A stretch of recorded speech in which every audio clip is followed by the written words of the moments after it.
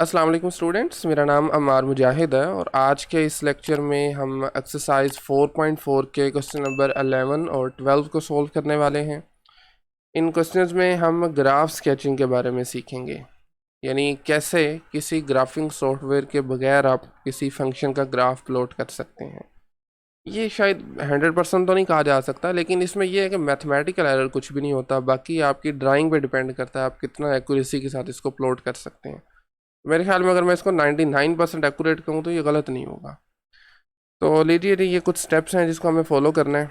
5-6 steps को follow करते हुए किसी भी फंक्शन के ग्राफ को अपलोड कर सकते हैं। सबसे पहले आप उसकी डोमेन फाइंड कर सकते हैं ताकि आपको पता तो चले ना किस इंटरवल के अंदर ये प्लॉट हो सकता है। उसके बाद फिर उसकी सिमेट्रीज़ में हम आमतौर पर दो ही चेक करते हैं, या तो अगर फंक्शन इवन है तो वो वाई एक्सिस के लॉन्ग सिमेट्रिक होगा, और अगर वो ओड है तो ओरिजिन के लॉन्ग है। और हो सकती हैं लेकिन वो मेरे ख्याल में चेक करने की ज़रूरत नहीं है। सेकेंड स्टेप में आप उसके डेरिवेटिव्स फाइंड कर सकते हैं, फर्स्ट और सेकेंड। फर्स्ट की मदद से हमें क्रिटिकल पॉइंट मिलेंगे, क्रिटिकल पॉइंट फंक्शन की एक्सट्रीम वैल्यूज़ के बारे में बताएंगे। और सेकेंड डेरिवेटिव की मदद से आप कनकेविटी चेक करते हैं, आप उसकी पॉइंट ऑफ इन्फ्लेक्शन फाइंड करते हैं। ठीक है, इसी तरह फिर उसके हम इंक्रीजिंग डिक्रीजिंग इंटरवल्स मालूम करेंगे। 6 नंबर पे फिर हम उसके एसिम्पटोट्स फाइंड करेंगे और उसके बाद फिर हम उसको प्लॉट कर देंगे। बाकी आप चाहें तो इंटरसेप्ट्स भी मालूम कर सकते हैं, मतलब when x is zero y की क्या वैल्यू होगी, या वाई को ज़ीरो रख के एक्स की वैल्यूज़ फाइंड कर लें, तो ये भी किया जा सकता है काम। तो बहरहाल जी ये कुछ स्टेप्स हैं, तरतीब इसमें मैटर नहीं करती। हाँ कुछ चीज़ें हैं, जैसे आप डेरिवेटिव फाइंड किए बगैर क्रिटिकल पॉइंट नहीं मालूम कर सकते, तो इसलिए पहले डेरिवेटिव्स फाइंड करना पड़ेंगे। बाकी चलें इसको देख लेते हैं। क्वेश्चन नंबर 11 आज हमने सॉल्व करना है। वैसे इन क्वेश्चन में क्या गिवन है कि आपको लोकल और एब्सोलूट एक्सट्रीम पॉइंट्स मालूम करने और इन्फ्लेक्शन पॉइंट, और इस सब की मदद से फिर हमने ग्राफ स्केच करना है। ठीक है, चलिए स्टेप बाय स्टेप इसको लेके चलते हैं। सबसे पहले डोमेन। तो डोमेन के बारे में मैंने आपको लास्ट लेक्चर में भी बताया था कि पॉलिनोमियल फंक्शन की डोमेन हमेशा सेट ऑफ रियल नंबर्स होती है। जैसे दिस इज़ अ पॉलिनोमियल, ठीक है, एक्स की आपके पास पावर है जो कि नॉन नेगेटिव इंटीजर है बेसिकली। तो इसमें कोई भी ऐसा पॉइंट आपको नहीं मिलेगा जो इसमें पुट करने से फंक्शन में कोई प्रॉब्लम आ रही हो, कोई अनडिफाइन हो किसी पॉइंट पर। ये जैसे देखें ना, आप जानते हैं कि डोमेन फाइंड करने के लिए दो चीज़ों का आमतौर पर ख्याल रखा जाता है। एक तो फ्रैक्शन नहीं होना चाहिए, दूसरा स्केयर रूट नहीं आना चाहिए, या लोग भी नेगेटिव नंबर्स के लिए डिफाइन नहीं होता। तो इसमें ऐसा कुछ भी नहीं है। ठीक है, यहाँ पर कोई भी वैल्यू रखें आपका कोई ना कोई आंसर आ जाएगा। सो दैट्स वाई इसकी जो डोमेन है वो तमाम रियल नंबर्स आ जाएंगी, राइट। इसकी अब सिमेट्रीज चेक करने के लिए आप इसमें x को रिप्लेस कर सकते हैं -x से। ये वही मेथड है जैसे हम इवन और ओड फंक्शन मालूम करते हैं। तो इसको y लिख लें या f(x) लिख लें, तो मैं x को रिप्लेस करने लगा हूँ -x से। This is going to be -x⁻³ -3 multiply -x +3। In result हमें मिलेगा -x³ +3x +3। तो आप देख सकते हैं ये ना तो इक्वल है f(x) के, ठीक है, उससे भी डिफरेंट है, और ना ही ये इक्वल है -f(x) के। इसका मतलब है this is neither even know road, यानी इसमें सिमेट्रीज जो हम चाह रहे थे वाई एक्सिस के लॉन्ग या ओरिजिन के लॉन्ग वो नहीं मौजूद इसमें। ठीक है, सेकेंड स्टेप में हमें इसके डेरिवेटिव्स मालूम करने हैं, फर्स्ट और सेकेंड। आप इसको y लिखें f(x) लिखें, फ़र्क नहीं पड़ता, नोटेशन है सिंपली, तो मैं f(x) को यूज़ करूँगा। तो first derivative using power rule, x³ का डेरिवेटिव 3 स्टार्ट में, x की पावर से कम, -3 एज इट इज़, और x का डेरिवेटिव हो जाएगा 1, लिखने की ज़रूरत नहीं है। ये है फर्स्ट डेरिवेटिव। इसी तरह इसी को ही दोबारा डिफ्रेंशिएट करें, सेकेंड डेरिवेटिव आ जाएगा 3 एज इट इज़, x² का डेरिवेटिव इज़ 2x, तो मल्टीप्लाई करेंगे 6x बन जाएगा, 3 कांस्टेंट है 0 हो जाएगा। तो ये इसके दो डेरिवेटिव्स भी आ गए। थर्ड पे हम इसके फाइंड करते हैं जी क्रिटिकल पॉइंट्स। अब आप जानते हैं क्रिटिकल पॉइंट्स दरअसल वो पॉइंट्स होते हैं जहाँ पर डेरिवेटिव 0 हो रहा हो या फिर अनडिफाइन हो रहा हो। ठीक है, अब देखें ये डेरिवेटिव है, ये अनडिफाइन हो नहीं सकता किसी भी नंबर पर, किसी फाइनाइट x वैल्यू पर, आप देख सकते हैं इजीली। तो सिफर बहरहाल हो सकता है, तो उसके लिए आप इसको एज इट इज़ पकड़िए, इक्वल रख दीजिए सिफर के। यहाँ से इसको x के लिए सोल्व कर लेंगे, 3 कॉमन निकालिए, बाकी बचेगा x square minus 1 equal to 0। दोनों तरफ 3 से डिवाइड करेंगे तो we will get x square minus 1 equal to 0। यहाँ से x की दो वैल्यूज़ आने वाली हैं, एक्स स्क्वायर इक्वल टू 1 आएगा, इसके रूट करेंगे तो दो वैल्यूज़ आ जाएंगी, मतलब प्लस माइनस 1। तो these are basically the critical points. ठीक है, अब अपनी आसानी के लिए, क्योंकि हमें इंटरवल्स मालूम करने हैं, इंक्रीजिंग डिक्रीजिंग, और उसके साथ में हमें फाइंड करनी है इसकी एक्सट्रीम वैल्यूज़। तो लें जी, this is the critical point and that's another critical point. इसके बाद अब आप जानते हैं हम क्या किया करते हैं, इन दो क्रिटिकल पॉइंट्स ने हमारी रियल लाइन को 3 हिस्सों में तकसीम कर दिया है। तीनों हिस्सों से आपने अपनी मर्ज़ी से कोई एक नंबर पकड़ना है, उसको इस डेरिवेटिव में पुट करना है। तो मैं -1 के पीछे से पकड़ लेता हूँ जी -2, उसको पुट करना है डेरिवेटिव में। और हम ये देखना चाह रहे हैं, हम इंटरेस्टेड हैं कि इसका साइन क्या आता है, क्या ये पॉजिटिव वैल्यू देता है या नेगेटिव। पॉजिटिव देगा तो इस पूरे इंटरवल के अंदर फंक्शन इंक्रीज़ करेगा, नेगेटिव देगा तो इंटरवल में फंक्शन ग्राफ जो है वो डिक्रीज़ करेगा। तो जब आप -2 पुट करेंगे ना यहाँ पर, तो ये बनेगा -2 का स्क्वायर 4, 4 × 3 12, 12 - 3 इज़ 9। आंसर जो भी आ रहा है पॉजिटिव आ रहा है, तो हम सिर्फ ग्रेटर देन 0 लिख लेंगे। उसके बाद -1 और 1 के दरमियान से आप 0 ले सकते हैं, 0 पुट करेंगे ये 0 हो जाएगा, -3 बनेगा विच इज़ लेस देन 0। इसी तरह से इसके बाद आप 2 पकड़िए, 2 के लिए भी सेम आंसर आएगा 9, तो विच इज़ पॉजिटिव। तो यहाँ से हमें हमारे पास इंटरवल्स आ गए हैं। You can write function is increasing on -∞ to -1, यानी इस इंटरवल के अंदर इंक्रीज कर रहा है, एंड 1 टू पॉजिटिव इन्फिनिटी, 1 के राइट पे। इन दो इंटरवल्स में हमारा फंक्शन इंक्रीज कर रहा है।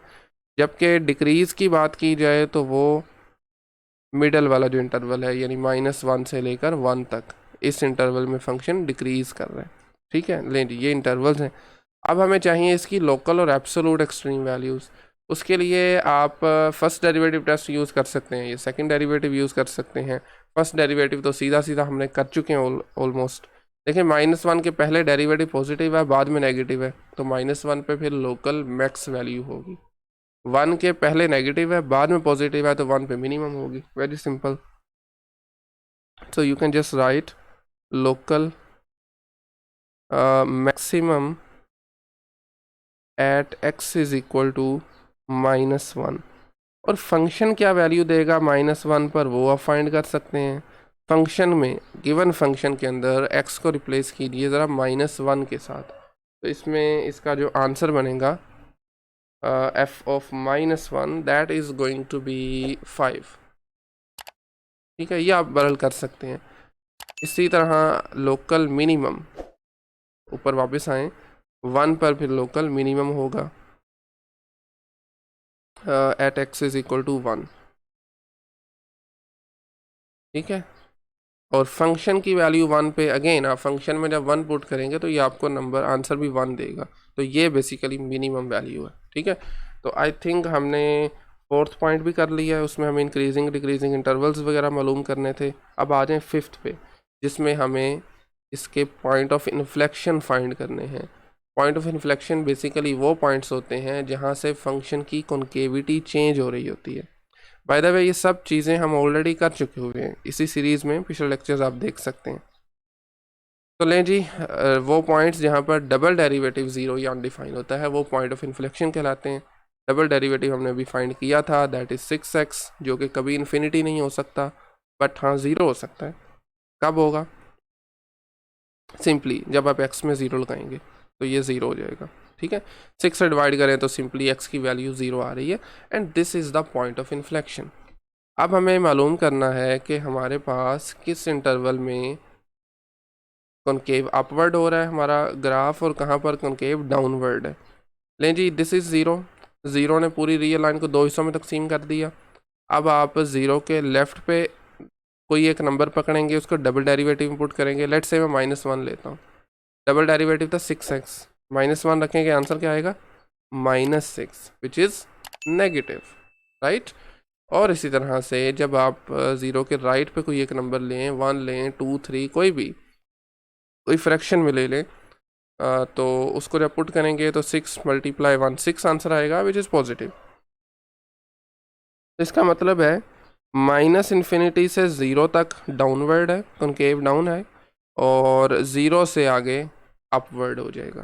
ठीक है, लें जी, फाइनली लास्ट पॉइंट, बल्कि सेकेंड लास्ट पॉइंट है जिसमें हमें इसके एसिम्पटोट्स मालूम करने हैं। लास्ट लेक्चर में भी आपको एक्सप्लेन किया था, हमारे पॉलिनोमियल के एसिम्पटोट एग्जिस्ट नहीं करते। ठीक है, ना वर्टिकल, ना हॉरिजॉन्टल, और ना ही ऑब्लिक एसिम्पटोट। राइट, देखें वर्टिकल एसिम्पटोट तब एग्जिस्ट करते हैं जहाँ पर फंक्शन का डिनोमिनेटर सिफर हो रहा हो। ठीक है, आमतौर पर वहीं पे एग्जिस्ट करते हैं, तो इसमें डिनोमिनेटर एक्चुअली में 1 है। ठीक है, सिफर नहीं हो सकता। आपके हॉरिजॉन्टल एसिम्पटोट तब एग्जिस्ट करते हैं जब हम इस फंक्शन की लिमिट्स वैल्यूएट करें प्लस और -∞ पर, और कोई नंबर आंसर आए। बट इस केस में जब आप +-∞ रखेंगे ना, तो आपका आंसर इन्फिनिटी आ जाएगा, यानी इसके हॉरिजॉन्टल एसिम्पटोट भी एग्जिस्ट नहीं करते। जबकि ऑब्लिक जो स्लांटेड एसिम्पटोट्स होते हैं वो रैशनल फंक्शंस के लिए होते हैं, और ख़ास तरह के रैशनल फंक्शंस के लिए, और वो भी यहाँ पर नहीं होंगे। ओके, तो इसका मतलब आप सिंपली लिख सकते हैं जी no asymptotes, no asymptotes. Okay, last point है। लास्ट पॉइंट पे हमें एक्चुअल में तो कुछ नहीं करना, आप अपनी आसानी के लिए इसके इंटरसेप्ट्स मालूम कर सकते हैं। मसलन आप x को 0 पुट कीजिए, आप देख सकते हैं फंक्शन क्या वैल्यू देगा। गिवन फंक्शन में x 0 रखें, तो ये 0 हो जाएगा, ये भी 0, 3 बन जाएगा। तो यानी कि व्हेन x इज़ 0, y का आंसर आपके पास आ रहा है 3। और अब हम इन सारी चीज़ों को कलेक्टिवली हम ज़रा इन चीज़ों को देखते हैं, वहाँ से आप इजीली अपना ग्राफ लोड कर सकते हैं। सबसे पहला हम कुछ पॉइंट्स यहाँ पर लिख रहे हैं, जैसे कि लेट्स से -1, क्योंकि -1 पर हमारे पास मैक्सिमम वैल्यू आ रही थी।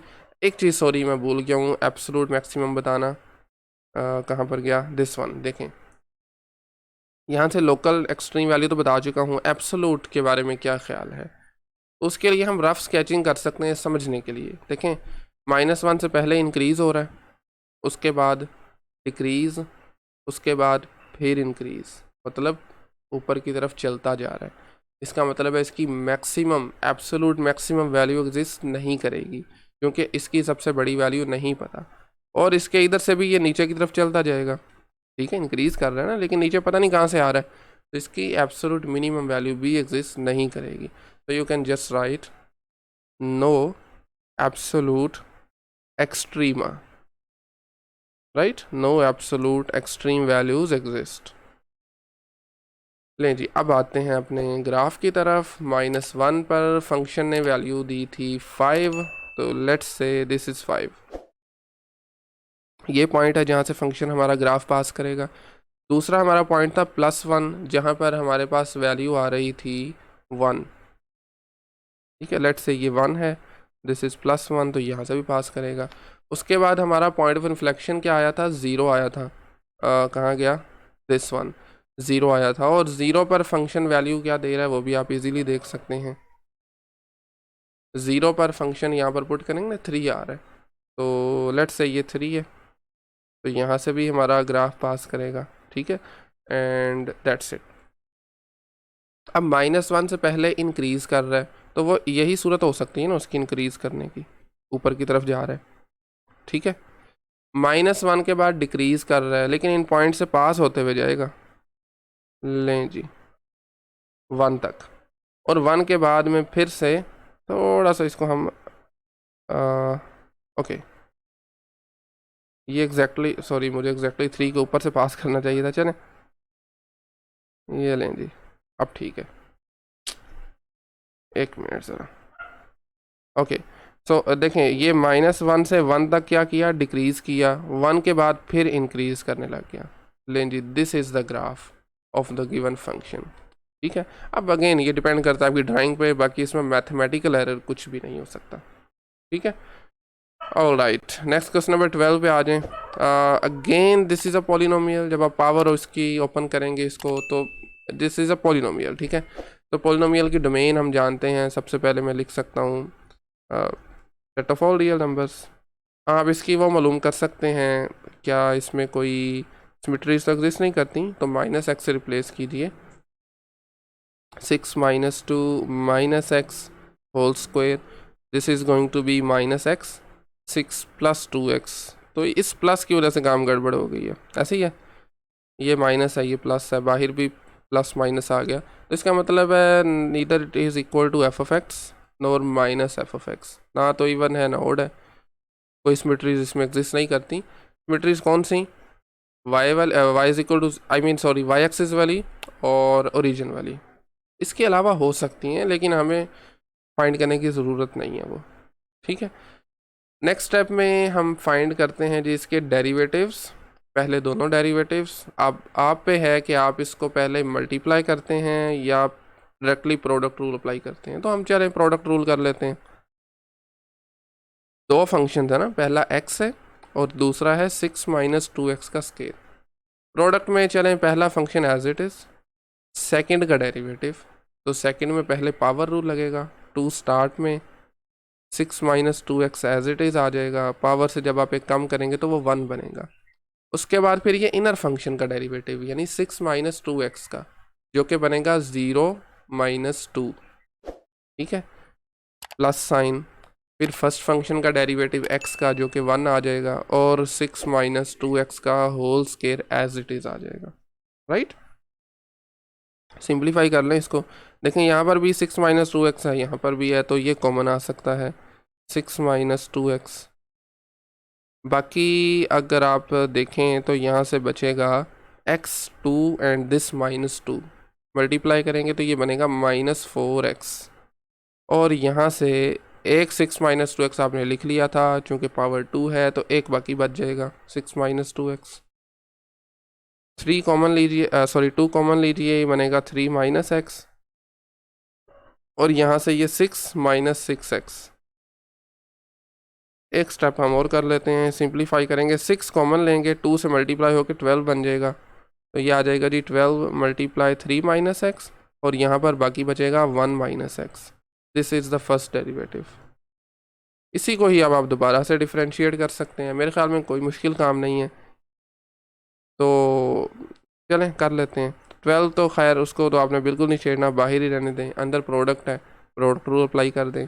3 minus x as it is, 1 minus x का डेरिवेटिव जो कि बनेगा 0 minus 1, plus sign, 3 minus x का डेरिवेटिव 0 माइनस 1, और 1 minus x as it is, ठीक है। तो 12, ये है -1, मल्टीप्लाई करें ये x माइनस 3 बन जाएगा, ये भी -1 है, मल्टीप्लाई करें ये भी बन जाएगा x minus 1। So this is going to be 2x minus 4, 2 फिर से कॉमन आ रहा है, बाहर 12 से मल्टीप्लाई होगा, सो this is 24 times x minus 2, this is the second derivative. लें जी, सेकेंड डेरिवेटिव्स भी हमने मालूम कर लिए। अब हमें चाहिए इसके critical points, which are those points जहाँ पर डेरिवेटिव इज सिफर, इधर सिफर और अनडिफाइंड, फर्स्ट डेरिवेटिव, ठीक है। और हम जानते हैं कि फर्स्ट डेरिवेटिव जो है वो इस केस में, this is a first derivative जो कि अनडिफाइंड नहीं हो सकता, सिफर हो सकता है बहरहाल, इसको एज इट इज़ उठाइए, सिफर के इक्वल रखिए। 12 multiply 3 minus x multiply 1 minus x equal सिफर, 12 ज़ीरो हो जाएगा, या आप यूँ भी कह सकते हैं कि बेसिकली प्रोडक्ट है ना, 12 can not be equal to zero, वो ज़ीरो हो जाएगा, जो मैंने इसलिए कहा था, डिवाइड करेंगे तो यहाँ से ख़त्म होकर इस तरफ ज़ीरो हो जाएगा, तो बहरहाल यहाँ से इधर 3 minus x equal to zero और 1 minus x equal to zero, तो x की दो वैल्यूज़ आने वाली हैं, one is 3 and other one is 1, तो these are the two critical points. Now अब हम लगाते हैं जी real line, this is the real line, ये पॉइंट जो आपने अभी फाइंड किए हैं, one of them is 1, other one is 3। अब हमें 3 इंटरवल्स बन गए, तीनों इंटरवल में से एक एक नंबर पकड़िए, जैसे 1 से पिछले इंटरवल से आप 0 ले सकते हैं, सॉरी सिंगल डेरिवेटिव में इसे पुट करना है, तो जब आप इसे सिंगल डेरिवेटिव में पुट करेंगे, 3 माइनस 0 3, 1 माइनस 0 1, सो तो ये क्या बन जाएगा आपके पास, 3 multiply 1 is 3 multiply 12 is 36 which is positive. हमारा कंसर्न है साइन के साथ पॉजिटिव आएगा। उसके बाद में आप यहाँ पर 2 पुट कर सकते हैं और आप इजीली देख सकते हैं 1 - 2 आंसर इसका नेगेटिव में आएगा। देन 4 पुट कीजिए, फिर से आंसर इसका पॉजिटिव आएगा। तो इसका मतलब ये हुआ कि ये फंक्शन जो है ये इंक्रीज़ कर रहा है -∞ से लेकर 1 तक, और उसके बाद 3 से लेकर पॉजिटिव इन्फिनिटी तक, और डिक्रीज़ कर रहा है दरमियान वाला इंटरवल यानी 1 से लेकर 3 तक। लें जी, these are the intervals of increasing and decreasing. यहाँ से इजीली आप लोकल और एब्सोलूट एक्सट्रीम वैल्यूज़ के बारे में भी बता सकते हैं।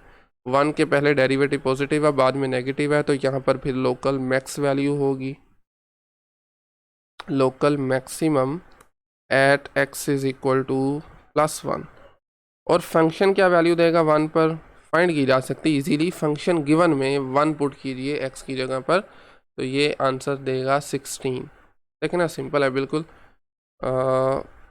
दिस 1 पुट करेंगे, 6 - 2 4, 4 square is 16 multiply 1 is 1, very simple. खैर, इसके बाद फिर 3 पर देखें, उसके पहले डेरिवेटिव नेगेटिव है, बाद में पॉजिटिव है, तो फिर ये लोकल मिनिमम होगी, लोकल मिनिमम होगी at x is equal to 3। और फंक्शन क्या वैल्यू देगा वो भी फाइंड की जा सकती है, जैसे 1 के लिए हमने की थी वैसे ही आप इसके लिए भी देख सकते हैं। और इस केस में 3 पुट करने से आपका आंसर आएगा, फंक्शन 0 वैल्यू देगा। ठीक है, ऑल राइट, ठीक है जी, this is local minimum. Again देखें, यहाँ पर इंक्रीज़ कर रहा है, फिर डिक्रीज़, फिर इंक्रीज़। इसका मतलब है इस इंक्रीज़ की वजह से एब्सोलूट मैक्सिमम नहीं एग्जिस्ट करेगी, और इस इंक्रीज़ की वजह से ये नीचे की तरफ जा रहा है, एब्सोलूट मिनिमम एग्जिस्ट नहीं करेगी। So you can write no absolute extreme values exist, no absolute extreme values. ठीक है, नेक्स्ट पॉइंट में अब हमें चाहिए इसके पॉइंट ऑफ इन्फ्लेक्शंस, जो कि वो पॉइंट्स होते हैं जहाँ पर डबल डेरिवेटिव इधर इट इज़ 0 और इट इज़ अनडिफाइंड। तो ये 0 कहाँ पर होगा और undefined, this is the second derivative 24 multiply x - 2, जो कि अनडिफाइंड नहीं हो सकता। हाँ, 0 हो सकता है। यहाँ से इसको इक्वल लगाएं 0 के, दोनों तरफ 24 से डिवाइड करें तो आपके पास आएगा x - 2 इक्वल टू 0, और यहाँ से x की वैल्यू 2 आ रही है, and this is the point of inflection. Again real line लगाएं to check the concavity. 2 is a point of inflection. 2 से पहले से एक नंबर लें, उसको डबल डेरिवेटिव में लगाएं। हम 0 ले लेते हैं, तो 0 जब आप डबल डेरिवेटिव में पुट करेंगे तो ये 0 - 2 माइनस का बनेगा, मतलब इसका आंसर नेगेटिव आएगा। और जैसे ही आप 2 के बड़ी वैल्यू कोई पकड़ेंगे, 3 4 5 एंड सो ऑन कोई भी, तो इसका आंसर पॉजिटिव आएगा। मतलब -∞ से 2 तक ये डाउनवर्ड होगा, और 2 से ऑनवर्ड पॉजिटिव इन्फिनिटी तक ये अपवर्ड होगा, कॉन्केव अपवर्ड होगा। ठीक है, तो these are the intervals of concavity. 6 पे हम इसके एसिम्पटोट्स मालूम करते हैं, और again this is a polynomial, तो इसके भी एसिम्पटोट एग्जिस्ट नहीं करेंगे। ठीक है, रीजंस आपको मैं पहले भी बता चुका हूँ, लास्ट लेक्चर में मैंने ज़्यादा डिटेल में एक्सप्लेन किया था। तो खैर एनीवेज, लास्ट पॉइंट जिसमें हमें कुछ ज़्यादा तो नहीं चाहिए, बट आप इसके इंटरसेप्ट्स मालूम कर सकते हैं, यानी व्हेन x इज़ 0 y की क्या वैल्यू होगी। और ये आई थिंक हमने फाइंड की नहीं की हुई। ठीक है, x 0 लगा लीजिए फंक्शन में, तो इस 0 की वजह से सारा कुछ 0 हो जाएगा, मतलब 0 पर फंक्शन 0 वैल्यू दे रहा है। ठीक है, लेकिन जी सारा काम हमारा हो चुका है, बस अब आपने पॉइंट्स यहाँ पर ज़रा लोकेट कर देने हैं। सबसे पहले तो हमारे पास जो पॉइंट्स थे एक्सट्रीम वैल्यूज़ वाले, एक उसमें था 1, 2 भी चले हम लगा लेते हैं चूँकि ये पॉइंट ऑफ इन्फ्लेक्शन है, 3 भी पुट कर लेते हैं। ठीक है, 1 पर फंक्शन की वैल्यू दे रहा था 16, तो 16 को हम कुछ लेबलिंग इस तरह से करते हैं, this is let's say 8 and this is 16। ठीक है, वैसे वो खैर बहुत ऊपर चला जाएगा, कोई मसला नहीं है। 1 पे 16 आंसर आ रहा है। 2 पे क्या आ रहा है, 2 पे आई थिंक हमने फाइंड किया था, अगर मैं गलत नहीं हूँ तो 2 पे नहीं कर सके, चलें कर लेते हैं। 2 बेसिकली पॉइंट ऑफ इन्फ्लेक्शन है ना, जहाँ से कॉन्केविटी चेंज हो रही है। 2 पुट करेंगे ना तो ये 2 to 4, 6 - 4 2 होता है। 2 का square is 4, 4 × 2 is 8। Yes 8 answer आएगा इसका, एग्जैक्टली दिस वन। 3 पर 0 आ रहा था। 3 के बाद में फंक्शन इंक्रीज़ कर रहा है, 1 से पहले भी इंक्रीज़ कर रहा है, ठीक है। तो इसका जो ग्राफ बनेगा वो कुछ 0 पर 0 वैल्यू आ रही है, ये भी हमने देख लिया था अभी। ऐसे ही है ना, 0 पुट करेंगे 0 आ रही है, इन सब पॉइंट्स को मिला दें बस, दैट्स इट। लें जी, 0 से 1 से पहले, उसके बाद 1 के बाद डिक्रीज़ करेगा, this is a point of inflection जहाँ से कॉन्केविटी चेंज हो रही है। 3 पे जाएगा, 3 के बाद में फिर इंक्रीज़ करेगा। लें जी, ये इसका ग्राफ बन रहा है।